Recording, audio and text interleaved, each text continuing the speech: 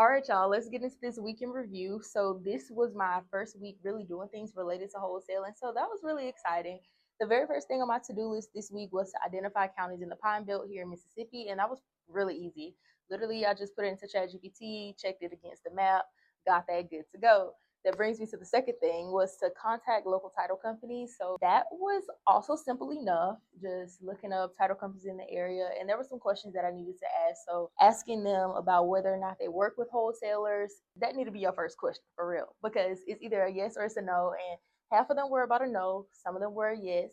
And they were able to give me more information, like whether they had fees, did they do assignments and double close, what counties they work in. Those were some of the questions that I was asking. And my partner and I, we plan to not just do deals here in the Pine Belt. Obviously, that's like very limiting. We're in a rural area, so we have to kind of expand throughout the state. So thinking about coastal Mississippi, got some title companies for there as well, but was kind of struggling for North Mississippi, which we also are looking at houses in that area as well. So here's a tip, and this brings me to the third thing that was on my to-do list was to add my contacts to our list.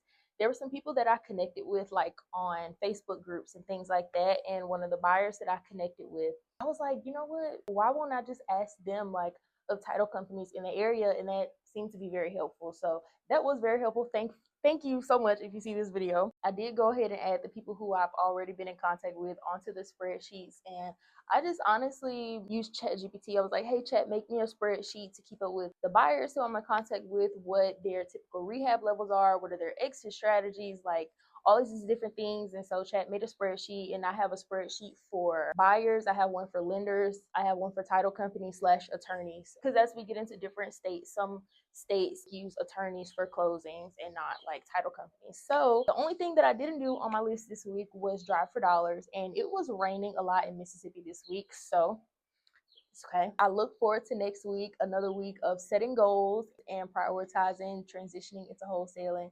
So if you are interested in this journey at all, please go ahead and hit that follow or subscribe button. And I look forward to seeing y'all in my next video.